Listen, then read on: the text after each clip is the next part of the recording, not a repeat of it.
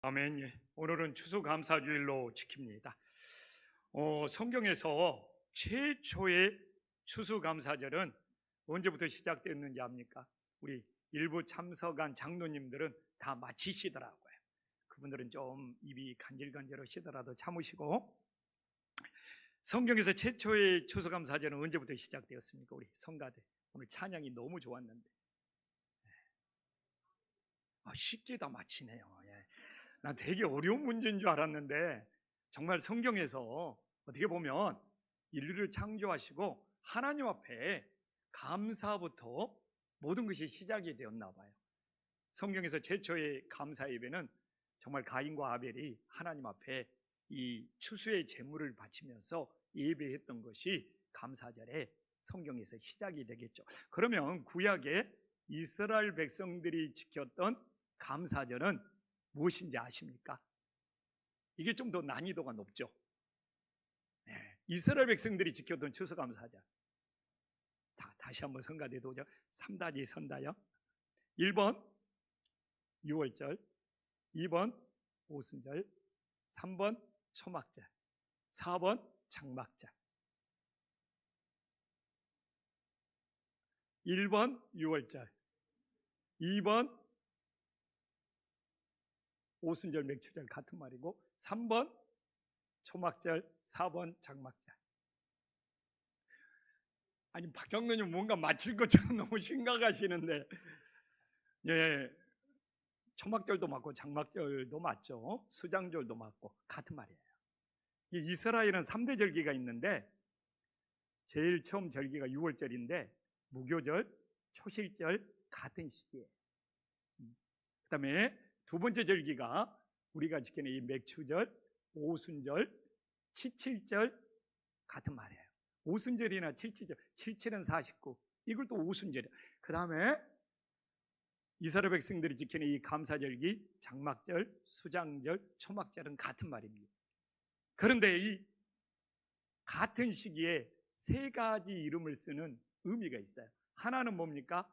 수학의 개념으로 쓰는 이름들이 있고, 또 하나는 이스라엘의 역사적인 기념을 통해서 쓰는 이름이 있고, 또 하나는 그들의 신앙 고백, 믿음의 고백으로 쓰는 이름이 있는 거예요. 그렇기 때문에 이 이스라엘 백성은 의미를 부여하는 민족이기 때문에 같은 시기에 절기라도 수학을 했느냐, 어떤 이스라엘의 역사적인 기념이냐, 우리의 신앙 고백이냐에 따라서 이렇게 절기 이름을 사용하고 있어요. 그렇기 때문에 이스라엘 백성들은 이 장막절, 초막절, 수장절이 지금으로 말하면 추수감사절이 되는 것이죠. 그러면 한국교회는 추수감사절을 언제부터 지켰느냐? 1904년 11월 10일부터 추수감사절을 지켰습니다. 역사가 굉장히 오래됐죠. 금년이 몇 년째가 되는 겁니까? 확실히 수학 문제는 어려워. 120년이 되는 거죠. 120년 정확히. 왜냐하면 4년이니까 오늘 2023년이니까 금년이 한국교회가 추수감사절을 지킨 120살이 되는 거죠. 그러니까 한국교회의 역사가 추수감사절을 120년 동안 지켜왔음을 우리들에게 보여주고 있습니다. 그래서 120년째 맞이하는 추수감사절에 우리는 하나님 아버지 앞에 얼마나 성숙한 감사를 드리고 있는지 정말 우리 자신들을 돌아볼 수 있기를 간절히 소망합니다. 그래서 저는 오늘 이 추수감사절에 그냥 막연한 하나님 앞에 감사가 아니라 성경이 말하는 이 추수감사절, 그리고 오늘 이 갈라디아서가 말하는 추수의 법칙이 뭐냐. 사실 우리가 추수의 법칙을 모르고 감사한다? 그러면 오늘 사도 바울은 헛된 감사가 될 수 있다고 합니다. 그래서 우리들이 진정한 추수의 법칙이 뭔지를 깨닫고 하나님 앞에 참된 감사를 드릴 수 있는 은혜로운 감사절이 될 수 있기를 간절히 소망합니다. 옆 사람과 인사 한번 나눌까요? 이 감사절에 당신 얼굴만 봐도 감사가 넘칩니다.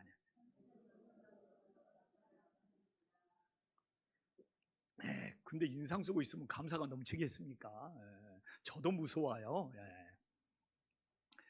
사도 바울은 헛된 감사가 되지 않기 위해서는 자신을 스스로 속이지 말라고 합니다. 그래서 7절에 스스로 속이지 말라. 하나님은 업신여김을 받지 않는다. 사람은 무엇으로 심든지 그대로 거두리라.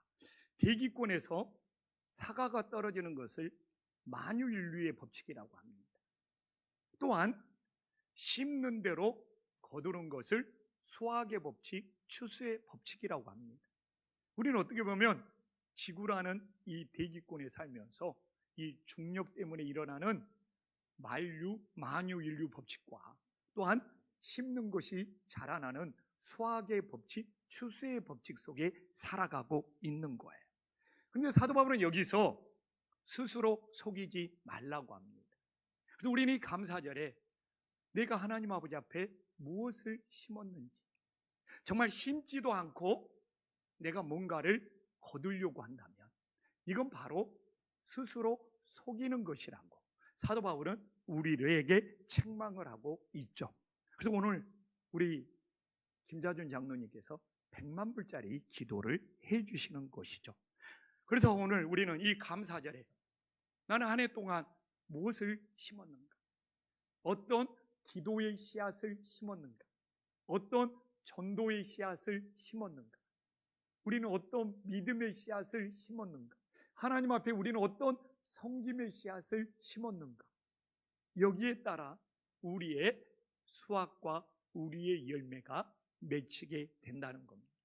그러나 내가 하나님 앞에 심는 것도 없었는데 내가 열매를, 수확을 기대한다면 사도 바울은 그 마음이 바로 자기 자신을 스스로 속이는 마음이라고 너무너무 정확하게 우리들에게 전해주고 있습니다.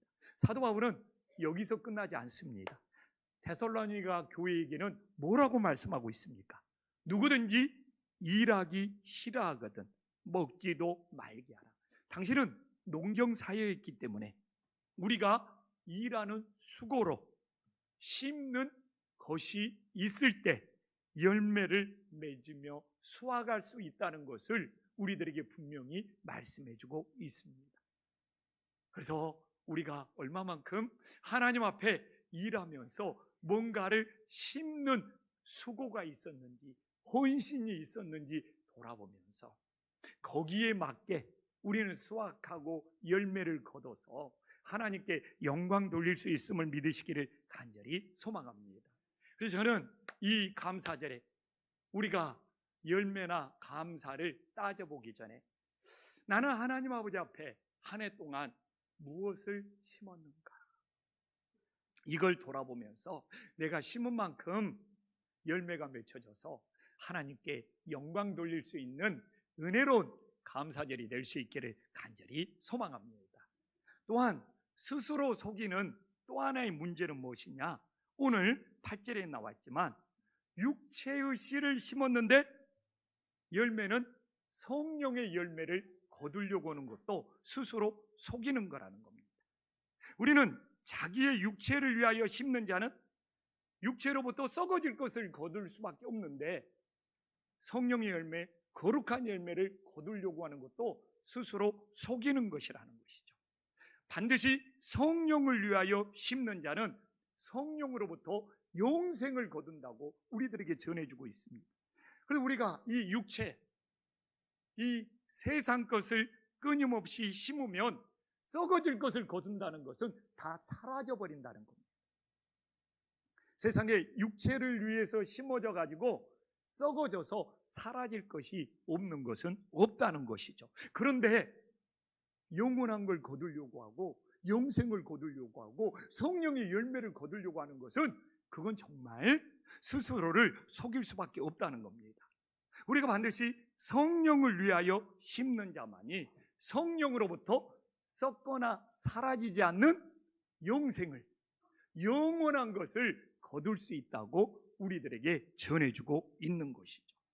사실 육체를 위하여 심어가지고 썩어질 것을 거두는 것이 이 땅에 먹고 살아야 되기 때문에 결코 나쁜 것은 아니에요. 필요한 일입니다. 그런데 문제는 뭐냐? 성령으로부터 심어서 영생을 거두는 것이 없는 상태에서 육체만을 위해서 살아간다면 그것은 다 썩어지고 사라질 것이기 때문에 전도서에서는 그게 바로 헛되고 헛되니 모든 것이 헛되도다. 그렇기 때문에 오히려 우리가 성령으로부터 심어서 영생을 거둘 때 육체를 위하여 심는 것도 오히려 유익이 됨을 믿으시기를 간절히 소망합니다. 근데 성령으로부터 심어서 영생을 거두는 그 자체가 없는 상태에서 육체만을 위하여 심고 걷는다면 우리 인생은 다 썩어지고 사라지기 때문에 허무하고 헛되고 정말 공허한 인생이 될 수밖에 없다는 것이죠. 그래서 오히려 우리가 육체를 위해 심는 것이 더 가치 있게 빛나기 위해서는 우리가 성령으로부터 심어서 정말 영생을 거두어서 먼저 그 나라와 그 의가 있으므로 우리의 모든 것이 하나님 아버지 앞에서 감사가 될 수 있기를 진심으로 소망합니다. 그러면 우리가 한 해 동안 돌아보면서 오늘 우리가 김판식에 모여서 최고의 감사는 뭐가 되어야 되느냐? 진정한 감사는 뭐가 되어야 되느냐? 오늘 그 말씀이 6절에 나오고 있습니다. 가르침을 받는 자는 말씀을 가르치는 자와 모든 좋은 것을 함께 하라고 전하고 있어요. 이게 우리 김판신교회의 최고의 감사가 되기를 간절히 소망합니다. 내가 이 글을 많이 찾아보니까 한국에 있는 한국 목사님들이 6절 말씀을 제일 좋아한대요. 이 목회자들이 뭔가를 대접받고 싶으면, 교회에서 뭔가를 얻어내고 싶으면, 실제로 교회에서 뭔가를 가지고 싶으면 내가 말씀을 가르치는 자인데 우리 김한원 장로님 요새 무슨 좋은 것을 가지고 있어요. 그 좋은 거 혼자만 가지지 말고 이 목사와 같이 가져야지 당신은 복 있는 인생이 될 수 있습니다 라고 목사님이 이 구절을 제일 좋아하고 제일 많이 사랑한다는 거예요. 우리 김한원 장로님이 혼자만 맛있는 거 먹고 돌아다니면 요새 뭘 좋은 걸 먹고 있어요? 나랑 같이 좋은 거 먹어야지 복 받습니다. 사실 김판식교회는 이런 일도 가끔 있어야 돼요. 근데 이게 뭐가 문제냐? 이 정도로 끝나지 않다는 것이죠. 더 큰 것도 바랄 수 있고 더 좋은 것도 바랄 수 있고. 근데 어떻게? 당신들만 갖고 있느냐? 목회자와도 좋은 것을 같이 가져야 된다 하면서 목사가 대접받거나 뭔가를 요구할 때 이 6절 말씀을 제일 좋아하고 제일 많이 인용한다. 제가 오늘도 이렇게 말씀 그대로 전할 수 있는 것은 제가 20년 넘게 목회하면서 정말 이 6절 말씀을 내가 뭔가를 얻어내기 위해서 인용해 갖고 전해 본 적이 있습니까? 대답 안 한 사람들은 와, 있다는 거예요. 아니, 장로님들이 대답을 안 해주면 제가 얼마나 오해를 사겠습니까? 이 장로님이 대답을 안 해주면 이 장로님은 처음부터 지금까지 함께 있는데.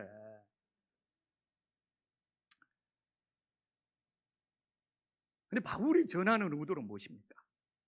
가르치는 자는 오직 예수님의 복음을 가르쳐야 된다는 것이죠. 그러면 성도님들은 오직 예수님의 말씀을, 예수님의 복음을, 가르침을 받아야 한다는 것입니다.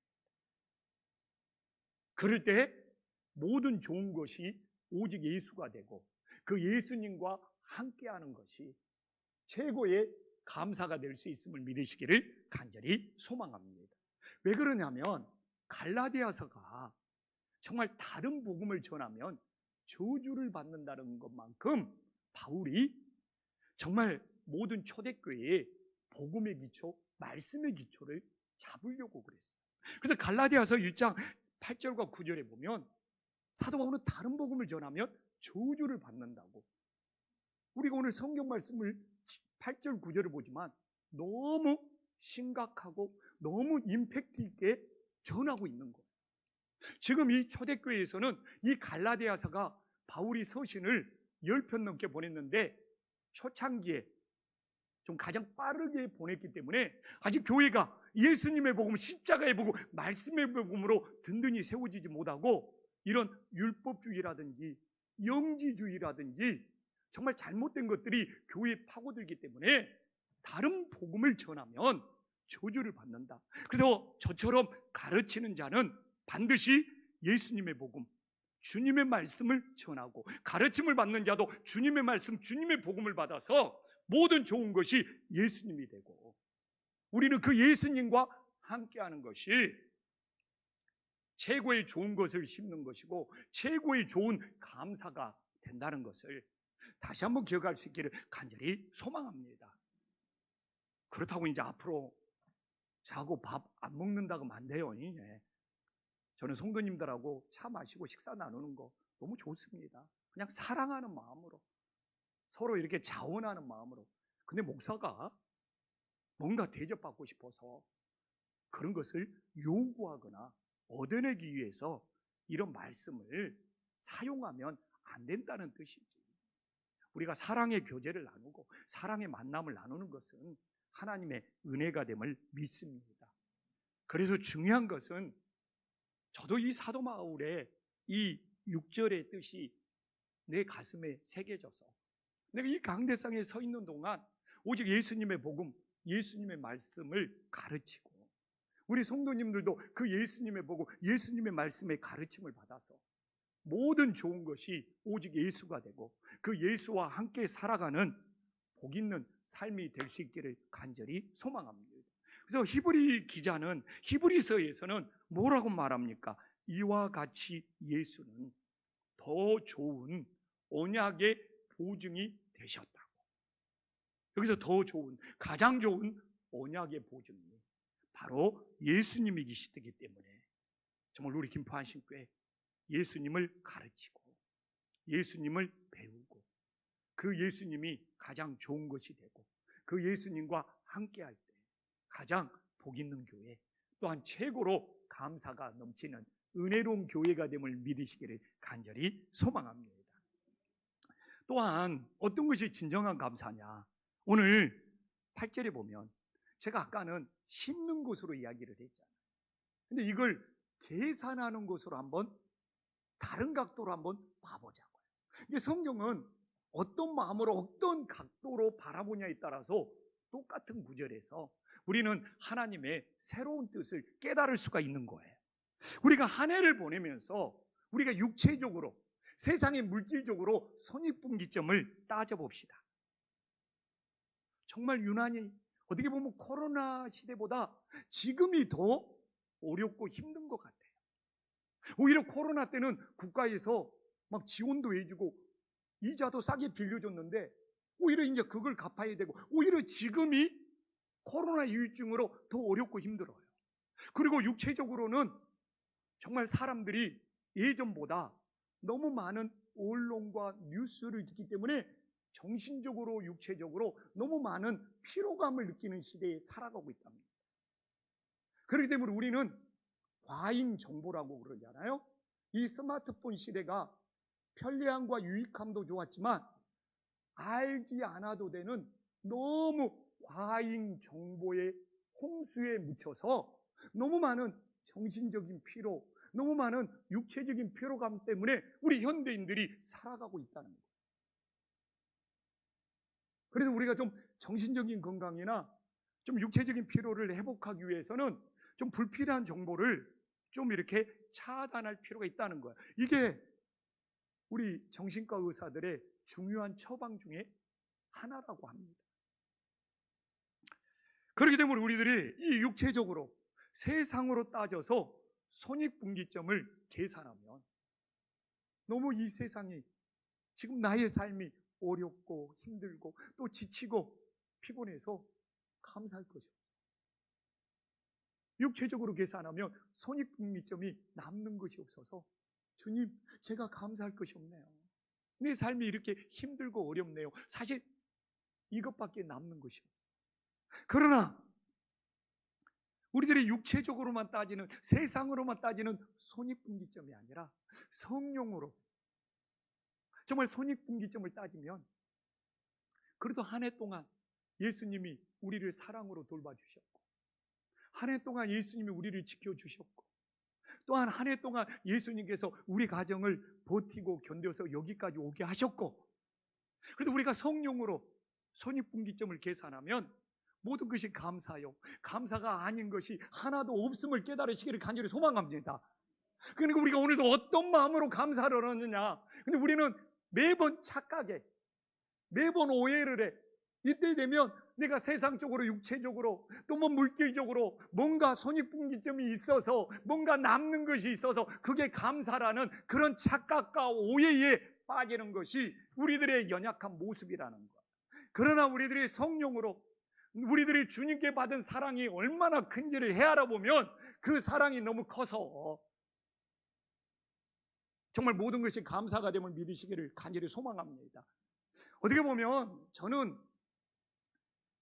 정말 지난주 추수감사절을 눈앞에 두고 월요일부터 정말 어제 토요일까지 너무 바쁜 시간, 너무 정말 어떻게 보면 육체적으로 피곤한 시간을 보냈어요. 그래서 막 장례가 2건이나 나오고, 막 그 동팀으로 선교사님이 막 찾아오고, 그리고 막 해결해야 될 일이 있고, 또 신방을 다녀야 되고, 설교만 해도 일주일 동안 10편 넘게 설교를 해야 되고, 그래서 뭐 어제 뭐 장로님이나 성도님들도 저보고 너무 피곤하지 않느냐고 물어보기도 하는데, 제가 정말 솔직히 고백하면 그 피곤함, 그 힘듦, 그 어려움보다도 성령님께서 저에게 부어주신 은혜가 너무 컸음을 진심으로 고백합니다. 그래서 왜 내가 추수감사절을 놔두고 이렇게 바쁘고 힘들까라고 했는데, 김포에서도 장례를 치르고 또 대전까지 내려가서 장례를 치르는데 정말 악천후더라고요. 무슨 11월 달에 막 눈보라가 몰아쳐가지고. 그런데 정말 장례식장에 가서 저는 예수님의 복음을 전하거든요. 천국의 소망을 전하거든요. 이 땅에서 예수님을 영접해야지 하나님 나라에서 하나님이 우리를 하나님 나라에서 영접해 주. 근데 너무 성령의 충만이 있는 거예요. 나는 장례식장에서 예배드리다가 나에게 성령의 진동이 임하고 막 방언이 내 입에서 터져 나오는데, 이런 일도 있네. 내가 막 교회 금요기도 시간도 아니고 새벽 기도 시간도 아니고, 아니 장례식장에서 예배드리는데 막 내 몸에 성령의 진동이 임하고 막 방언이. 장례식장은 알잖아요. 막 밥 먹는 사람, 막 분위기가 막 모아지지 않는 곳에서도 성령님께서 저를 만지시고 터치하시고 위로하시는 걸 보면서, 야, 성도들에게 추수감사절에 이 성령의 은혜가 너무 커서 그 감사를 전하라고 하시는구나. 그래서 우리가 세상의 손익분기점을 따지면 그냥 저도 역시 너무 피곤했고 너무 힘들었고 너무 어려웠고, 그래서 하나님 앞에 정말 뭐가 감사할 것이 있느냐라고 생각할 수 있는데, 성령으로 손익분기점을 계산하며 그걸 모두 이겨낼 수 있도록 정말 예수님의 사랑으로 붙들어 주시고 돌봐주시고 여기까지 인도하신 것이 모두 다 은혜라는 거예요. 가장 바쁜 시간에 하나님이 주신 일을 감당하니까 나에게 그렇게 장례식장에서 성령의 만지심이, 성령의 진동이, 성령의 터치가, 막 성령이 입술을 주장하시면서 방언이 나오는데 그 은혜가 얼마나 큰지, 이럴 수도 있구나. 이 맛에 힘들고 피곤하고 어렵더라도 주님께 충성하고 헌신하구나. 내가 힘들고 피곤하고 어렵다고 만약에 내가 중간에 시간을 조절했다면 이렇게 큰 성령의 체험을, 성령의 은혜를 어떻게 할 수 있을까? 오늘도 똑같습니다. 정말 세상의 육체의 손익분기점, 주님께 감사할 것이 없어요. 그러나 성령의 손익분기점을 통하여 주님께서 나에게 베풀어 주신 사랑이 얼마나 큰지, 정말 여기에 내가 이 자리에 나와서 하나님께 예배하는 그 자체가 지금까지 예수님의 사랑이었고 예수님의 돌보심이었고 예수님께 드리는 최고의 감사가 됨을 우리들이 다시 한번 고백할 수 있기를 간절히 소망합니다. 옆 사람과 진짜 인사 한번 드릴까요? 응? 당신과 함께 예배드림이 최고의 감사합니다. 응?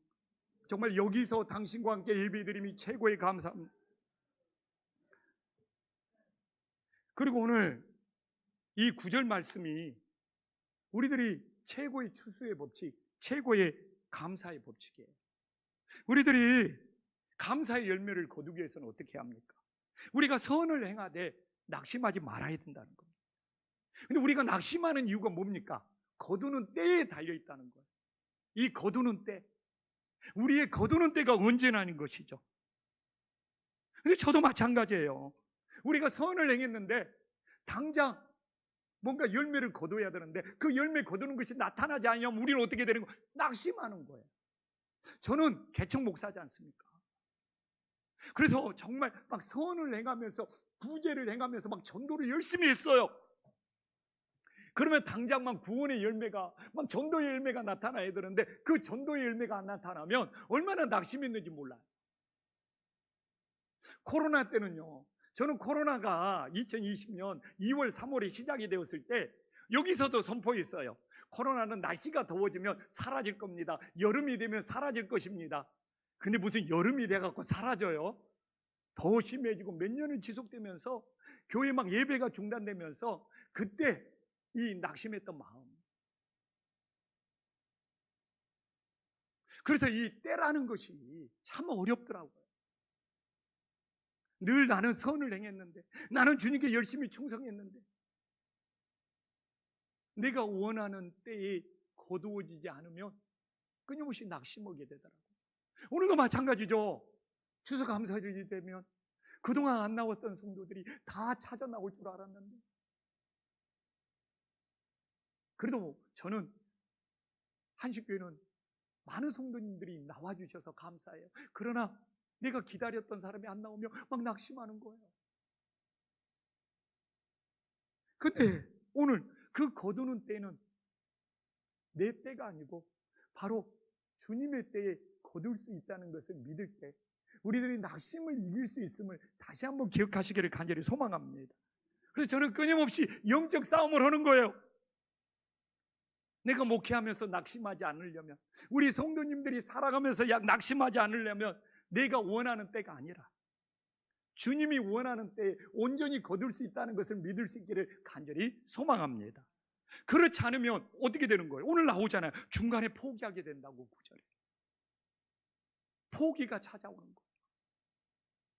그래서 낙심할 때 미치는 영향은 뭐냐? 끝까지 기다리지 못하고 중간에 포기하게 만들어버리니까 무슨 열매를 기대할 수 있겠습니까? 근데 지식백과를 보면요, 네이버에서 이게 지식백과를 보면은 낙심이라는 것은 무엇입니까?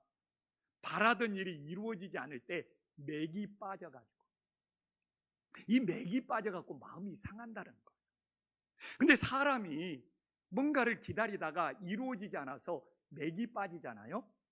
인내심이 바닥나서 포기해버리게 된다는 겁니다. 이 맥이 풀려버리면, 맥이 빠져버리면 기다릴 수가 없어. 인내심을 가질 수가 없어. 그냥 포기가 일어나. 그렇더만 그게 일부 끝나고 한 청년이 자기도 고백을 그러더라고요. 금년에 자기가 너무너무 기다리고 원하는 것이 있었는데 그게 연기가 되어버렸나 봐요. 그러니까 너무 맥이 빠지고 마음이 상해갖고 힘들었는데, 이 감사절을 통해서 이 사람이 맥이 빠지는 것을 해결할 때 우리가 영적 싸움에서 승리할 수 있음을 믿으시기를 간절히 소망합니다. 그래서 우리는 낙심이 찾아와요. 우리가 원하는 때에 어떻게 다 이루어질 수 있겠습니까? 근데 제일 조심해야 될 것이 어떤 감정이냐? 맥이 빠지지 않아요. 이 맥이 풀려버리지 않아요. 그러면 의욕 상실이에요. 이 마음이 상해가지고 더 이상 하고 싶은 마음이 없어요. 이게 신앙생활 하다가 내 원하는 기도 제목을 들어주지 않고 내 원하는 때에 전도가 안 일어나고 내 원하는 때에 열매가 안 생겼다고 낙심해가지고 맥이 풀려버리면 더 이상 기다릴 수도 없고 의욕도 없고 포기가 되어져 버립니다. 그래서 저는 정말 신앙생활하면서 우리가 낙심하여 우리 감정에, 이 맥이 빠지는 감정에 정말 속지 말아요. 우리가 낙심하면서 이 맥이 빠지는 감정에 속으면 속을수록 영적으로 미숙한 것이고, 우리가 정말 맥이 빠지는 감정이 아니라 주님의 말씀을 붙잡고 그 낙심을 이겨낼 때 우리는 영적으로 성숙할 수 있는 믿음의 자녀들이 될 수 있기를 간절히 소망합니다. 그래서 어떻게 보면 이 시대가 그렇잖아요. 코로나 이후에 코로나가 끝났으면 뭔가 회복이 돼야 되는데 회복이 되지 않는 이 시기에 어떻게 보면 우리가 낙심하고 맥이 풀려서 정말 포기하고 싶은 마음이 끊임없이 우리에게 찾아올 수 있지만 우리는 그 감정에 속지 말고 주님의 말씀을 붙잡고 그 낙심을 이겨낼 수 있기를 간절히 소망합니다. 그럼 우리가 그 낙심을 이겨내기 위해서는 어떻게 해야 됩니까? 오늘 9절의 결론이 그거예요. 때가 이름에 거두리라. 이 때는 사람의 때가 아니고 주님의 때가 됨을 믿습니다. 그래서 사람의 시각으로 기다리는 것이 아니라 주님의 시각, 하나님의 시각으로 기다릴 수 있기를 간절히 소망합니다. 여기서 때가 이루어진다는 것은 충만하게 채워진다는 것. 충만하게. 우리가 달을 연상하면 됩니다. 초승달. 이 초승달은 정말 때가 이르러야지, 시간이 다 채워져야지 보름달이 되는 것. 똑같은 의미입니다. 이 초승달을 가지고 내 힘으로 아무리 보름달을 만들려고 해도 안 돼요. 때가 이름에 그 모든 때가 충만하게 채워졌을 때 정말 보름달이 된다는 의미와 오늘 이 때가 이름에 거둔다는 의미는 동일한 의미가 됨을 믿으시기를 간절히 소망합니다. 지난주 화요일날 정말 인천 무인도에 가서 좋은 시간을 보냈는데 정말 제가 눈으로 확인하는 것은 무엇입니까? 정말 밀물의 때와 썰물의 때가 내 눈에 너무 들어오는 것. 그걸 그렇게 경험해보고 그렇게 가까이서 확인해본 것은 처음이에요. 무인도에 들어갔으니까 이 무인도가 밀물이 와서 잠기는 것과 썰물이 되어서 물이 빠져나가는 것을 그 자리에 있으면서 체험을 하면서 사람이 아무리 능력이 있고 사람이 아무리 낚시하는 실력이 있고 아무리 재주가 좋을지라도 어떻게 우리 사람이 이 민물의 때와 썰물의 때를 자신의 힘으로 조종할 수 있느냐 이거예요.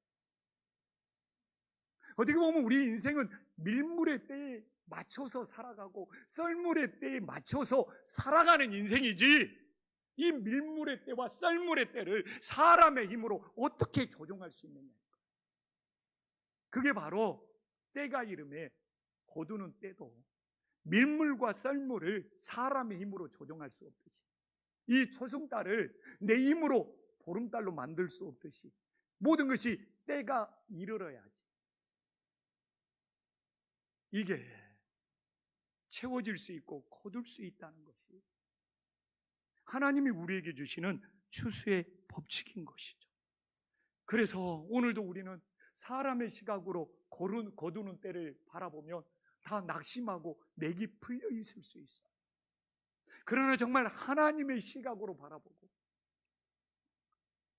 정말 우리가 낙심을 이겨낼 수 있기를 간절히 소망합니다. 수요일 날 동티보르 선교사님이 딱 4년 만에 오신 거죠. 그런데 이 동티보르 선교사님이 4년 만에 와가지고 교회 입구에 주차장을 보면서 놀래고 우리 교회 리모델링 된 걸 보면서 놀래고 검단 신주씨가 들어와서 수요일 저녁이니까 거기에 불빛이 켜지는 걸 보면서 놀래고 아니 이 코로나 시기에 4년 만에 어떻게 이렇게 김포안식교회 주차장이나 교회 건물이나 인근에 이렇게 아파트가 들어서서 교회가 이렇게 든든히 세워질 수 있느냐고 정말 감사하면서 하나님께 영광을 돌리는 거예요. 야, 선교하는 교회는 하나님이 이렇게 막 든든히 세워주시는구나. 선교하는 교회는 되게 오는구나. 본인이 선교복으로 오면서 여러 교회를 다녔는데 그 교회의 힘든 모습을 보면서 본인 마음도 힘들어져가지고 그렇게 희망을 주는 선교 보고를 하러 다녔는데 김포 한식교회 와서는 그럴 걱정이 없다는 거예요.